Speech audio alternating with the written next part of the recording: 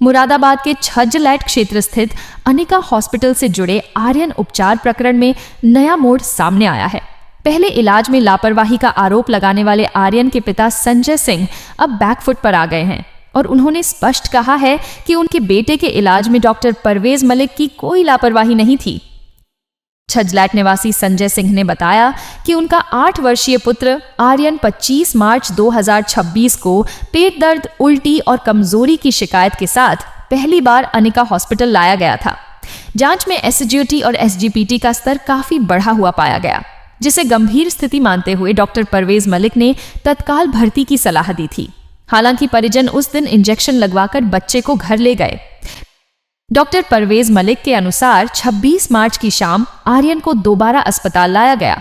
उस समय पेट दर्द और उल्टी में कुछ राहत थी, लेकिन पैरों में दर्द और कमजोरी की शिकायत बढ़ गई थी। मरीज को भर्ती कर आवश्यक जांच और उपचार शुरू किया गया। इस दौरान बाल रोग विशेषज्ञ डॉक्टर ब्रह्मप्रीत कौर से फोन और व्हाट्सएप के माध्यम से परामर्श लेकर इलाज किया गया।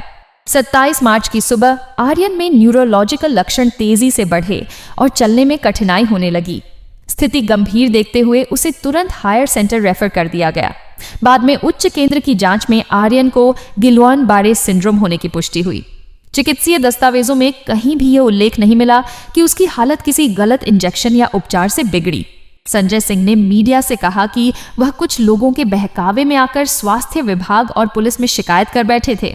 बाद में हायर सेंटर के डॉक्टरों और रिपोर्ट से समझ आया कि यह जटिल न्यूरोलॉजिकल बीमारी थी। उन्होंने अब अपनी शिकायत वापस लेते हुए कहा कि वह डॉक्टर परवेज मलिक के खिलाफ कोई कानूनी कार्रवाई नहीं चाहते। क्या नाम है आपका भैया? संजय। संजय, आपका जो बच्चा आर्यन बीमार हुआ था जी, तो उसके संबंध में क्या कहना चाहते हैं? मैं ये कहना चाहता हूँ, मैं अनिका हॉस्पिटल में लेकर आया था बच्चे को, और मैं लाया था तो बीमारी कुछ और थी, और गलत उससे करने से, मतलब गलतफहमी होने से कि मैंने गलत वो करवा दिया था, आपने आरोप लगाया था आरोप लगा दिया था, कि मतलब। मतलब डॉक्टर साहब ने या उनके स्टाफ ने गलत इंजेक्शन लगा दिया, हाँ, तो उस संबंध में क्या कहना चाहते ये ऐसा कुछ नहीं था, मतलब कोई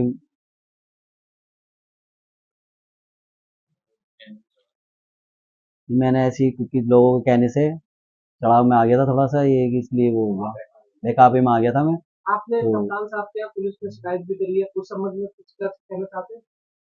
हाँ, करी थी, मगर फिर अब वापसी मतलब कर लूंगा मतलब मैं, अपनी कार्रवाई वापसी लेना अपनी चाहते कार्रवाई वापसी लेना चाहता हूँ मैं।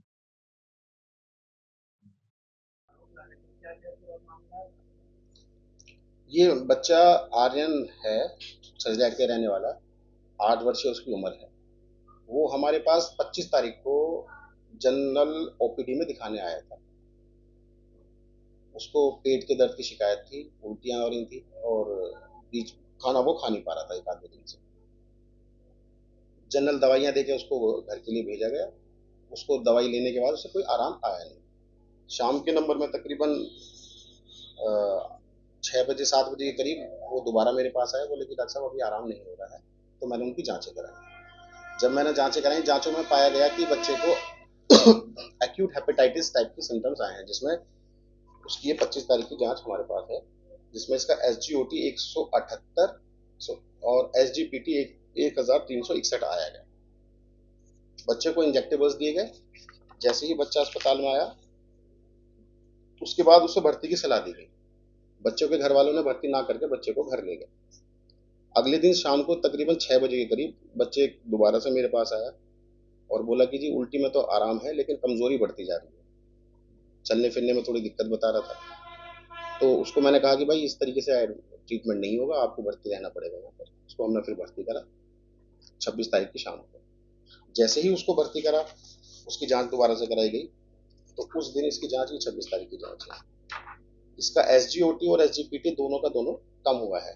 कमजोरी पैरों में ज्यादा बता रहा था, तो इसलिए उसकी हमने कैल्शियम की जांच की। कैल्शियम के जो उसका आया था वो 7.6 आया था। सारी जांचों को जो हमारे पीडियाट्रिशियन है उनसे मशवरा लिया गया। ये उनके ऑनलाइन कंसल्टेशन के कागज है, वॉइस कॉल और जो भी उनका ट्रीटमेंट था अकॉर्डिंगली शेड्यूल वो हमने दिया उसको।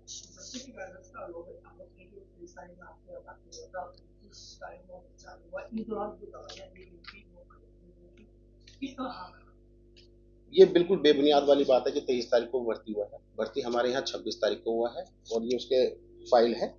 26 तारीख को उसके पिता के साइन है यहाँ, और जो टाइमिंग है हमारा ऑनलाइन सॉफ्टवेयर, उसको कोई भी कभी भी चेक कर सकता है पोर्टल पर।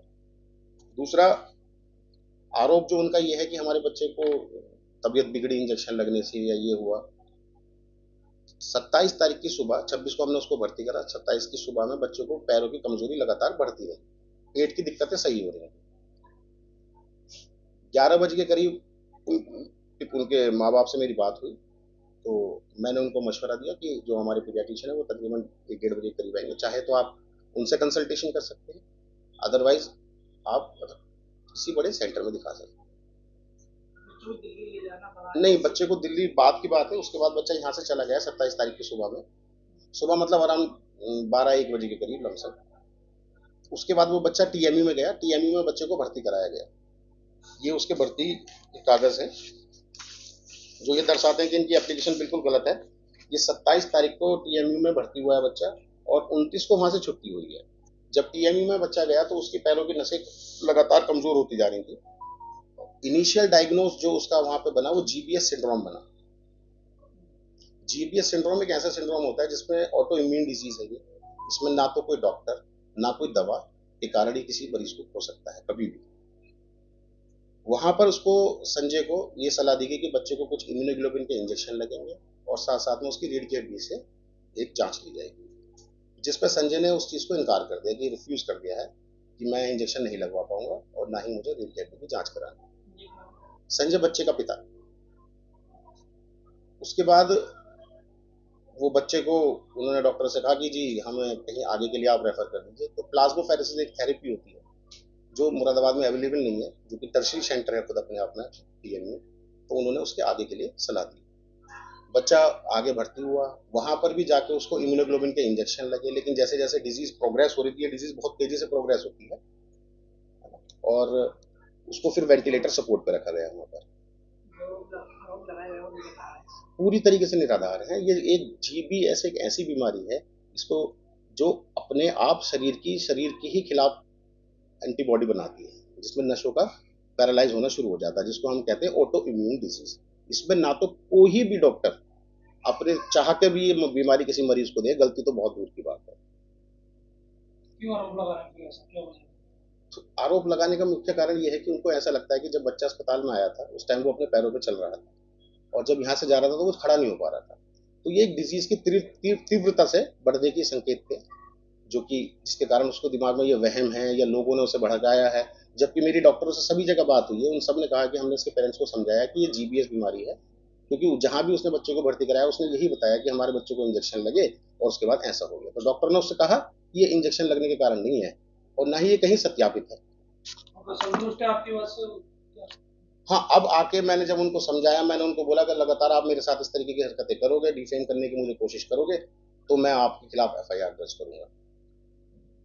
आरोप लगने के बाद कुछ मीडिया खबरें कि आप हाँ हाँ, तो क्या आप आरोप, बच्चा दिल्ली से वेंटिलेटर से वापस हटा, तकरीबन महीने भर उसका वहाँ ट्रीटमेंट चला, उसके बाद बच्चा वापस घर आ गया। डॉक्टरों की सलाह इसमें ये होती है कि तकरीबन 3 से 4 महीने बच्चे को physiotherapy, proper hygiene, proper movement ये रखा जाए।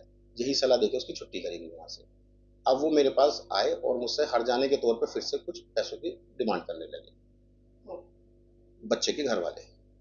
मैंने उनको बोला कि मैं एज अ इंसानियत मैं आपकी मदद कर सकता था, लेकिन आप मेरे ऊपर इल्ज़ाम लगा रहे हो, उसके तौर पर मैं आपकी कोई मदद नहीं कर पाऊंगा। अब उनको मैंने ये बोला कि आप इस बीमारी के बारे में 2 से 3 डॉक्टरों का मशवरा लें। अगर कहीं भी ये बताते हैं कि ये बीमारी किसी इंजेक्शन या गलत दवा लगने से हुई है, तो मैं अपनी हर तरीके की जांच के लिए रेडी हूँ। नहीं, मैं अभी तकरीबन 1 तारीख को बाहर गया हुआ था, जो कि प्री प्लान मेरा नोटिस लगा हुआ था मेरी ओपीडी के बाहर, मेरी मैरिज एनिवर्सरी, तो हम लोग घूमने के लिए बाहर गए हुए थे। बच्चे की इलाज का गलत इलाज का लगाया है कि आपने उनको अनिश्चित मेरे अस्पताल में सब जगह कैमरे लगे हुए हैं, अगर इस तरीके का कुछ है तो मैंने कहा है तो वो सब कैमरे में होगा, जबकि मैं ऐसे शब्द किसी के लिए इस्तेमाल नहीं कर सकता। नहीं, उसके माता पिता हमारे यहीं जॉब करते थे पिछले 5 साल से। पिछले 5 साल से। तो क्या कोई बात नहीं रही थी? नहीं, कोई ऐसी बात नहीं बिगड़ी, अच्छा काम करते थे ये लोग अपना। अच्छा, कुछ समझाने अच्छा के बाद वो लोग संतुष्ट हैं, क्या सहमत हो? उनके साथ एक बार बीच में जब बच्चा दिल्ली में भर्ती था तो बहुत सारी भीड़ आई थी अस्पताल में कि हमारे बच्चे के साथ ऐसा करा है, आप उसका हर्जाना भरें, ये करें, वो करें। तो मैंने कहा उनको शांति से बैठने के लिए कहा, पर वो उत्तेजित होकर अस्पताल में गाली गलौज उल्टे सीधे शब्द इस्तेमाल करे थे। तो मैंने पुलिस को इन्फॉर्म किया, पुलिस वालों ने इस मैटर को संभाला और उसके बाद मेरे जो नोडल अधिकारी हैं उनसे मेरी जांच के लिए उन्होंने पूछा थाने वालों ने कि क्या अस्पताल पंजीकृत है या नहीं है या क्या है, तो वो सभी चीज़ें थाने में मैं बता चुका हूँ। तो फाइनली क्या बात हुई आपके परिचय में? अब फाइनली ये बात हुई कि लगातार अगर इस तरीके की ये स्थिति बनाएंगे कि जिसमें कि मैं मेरे ऊपर दोष डाला जाएगा कि बच्चे की स्थिति आपकी वजह से खराब हुई है, तो मेरे पास सिर्फ ये बड़े अधिकारियों के पास जाने के अलावा और कोई रास्ता नहीं बचता, क्योंकि मुझे भी अपनी बात रखनी पड़ेगी जिस तरीके से मुझे डिफेम किया जा रहा है। और ये मैंने एक कागज़ अपना एप्लीकेशन तैयार की है जिसको मैं दिखाना चाहूँगा। तो आपका पूरा नाम क्या है, आपकी क्या है, क्या है? मेरा नाम पूरा डॉक्टर परवेज़ मलिक है। मैं एक जनरल फिजिशियन एमबीबीएस और क्रिटिकल केयर स्पेशलिस्ट पीजीडीसी से, और पिछले 5 साल से मैं यहाँ पे काम कर रहा हूँ और मैंने 2012 में अपना क्वालिफिकेशन कंप्लीट की थी और अभी तक इस तरीके की कोई शिकायत मेरे नाम पर थाने में या कहीं पर भी केस के मामले में कुछ नहीं हुई।